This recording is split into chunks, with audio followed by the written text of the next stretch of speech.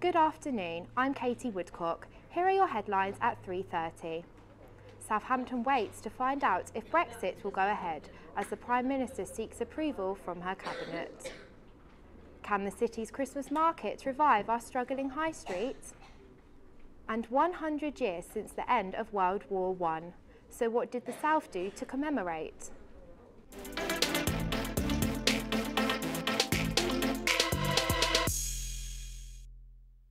54% of voters in Southampton backed to leave Europe during the Brexit campaign in 2016. And as we speak, Prime Minister Theresa May is meeting with her cabinet to discuss the draft deal to take us out of the EU. The former Foreign Secretary Boris Johnson claims Theresa May is not delivering the Brexit people voted for and claims the UK will have to follow EU rules for good. The Prime Minister says her package brings us significantly closer to delivering on what the British people voted for in the referendum. With Southampton being such a big leave area, we asked people what Brexit means to them. The will of the people, taking back control of what, I'm not really quite sure. Got our own government in the Channel Islands, so yeah, it's going to be, it's a bit of a worrying time. You just don't know either way. Was it a good thing? Was it not? I haven't been very educated on Brexit, but I would like to be because I care about what happens to the country. We come from the Channel Islands.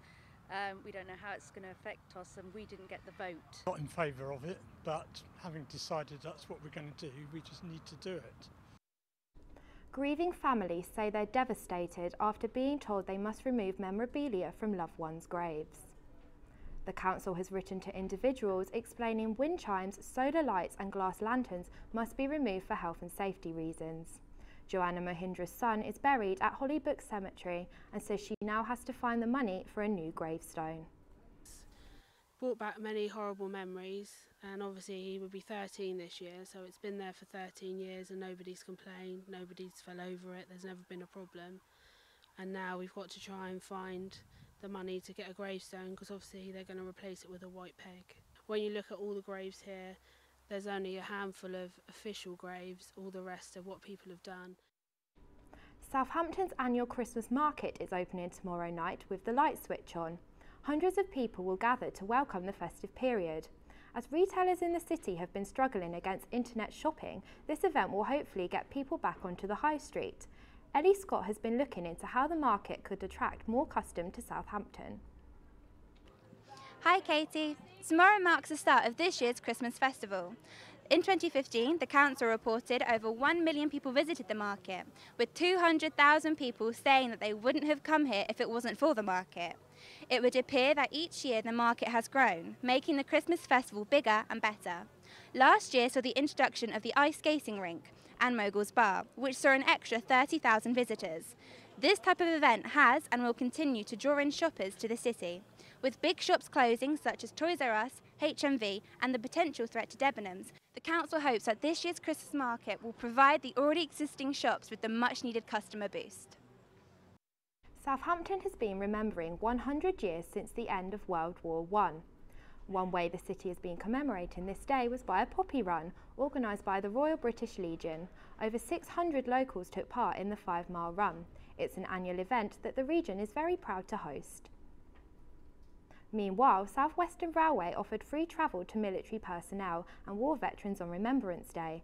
Current serving troops and cadets were offered this travel to remember the 19,000 railway workers who lost their lives during the conflict.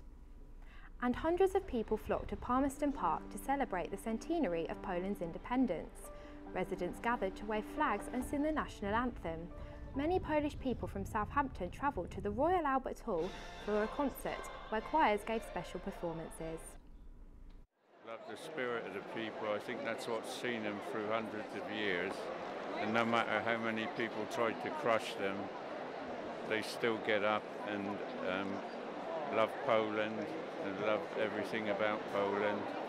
And I think this is a wonderful celebration, 100-year celebration of the Polish people. 100 years ago, we started to be Poland again, existing on the map of the world. For 123 years,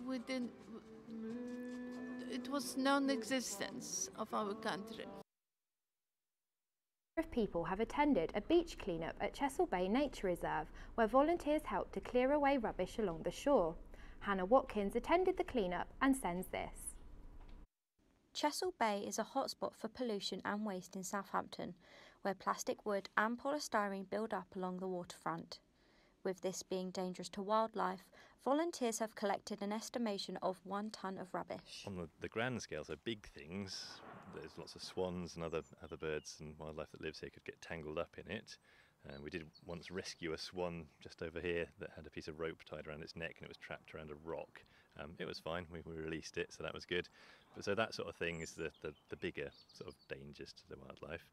And then there's when the plastics break down, they then enter the food chain, they can get eaten by birds, so they'll either starve and it doesn't break down inside them, so it's very bad from that point of view as well.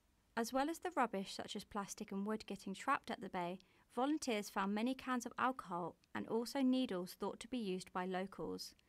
Increasing amounts of plastic pollution is affecting wildlife and the environment all over the globe, not just at Chesil Bay. If you want to help and get involved, there will be another clean-up in March next year. This is Hannah Watkins for Solent Journalism. And finally, the city's O2 Guildhall was lucky enough to host the biggest travelling vintage fair in the UK. Lulus Fair has been running for 9 years and has visited over 40 locations in that time.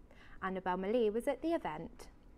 It took place at the O2 Guildhall from 11 AM till 5 PM. Various stalls containing vintage clothes, jewellery and many other accessories filled the hall, and only £2.50 entry meant the event was affordable. A Love Cake cafe full of delicious goodies and a pin-up parlour also provided a variety of vintage pastimes. Visitors enjoyed a vintage makeover at Pearl's Pin-Up Parlour, where they could have their hair made up into pin curls and victory rolls. Makeup was also provided for anyone wanting to glam up their look. That's all from us for today. You can find all our stories and more online. Head to solentjournalism.co.uk. Have a great evening.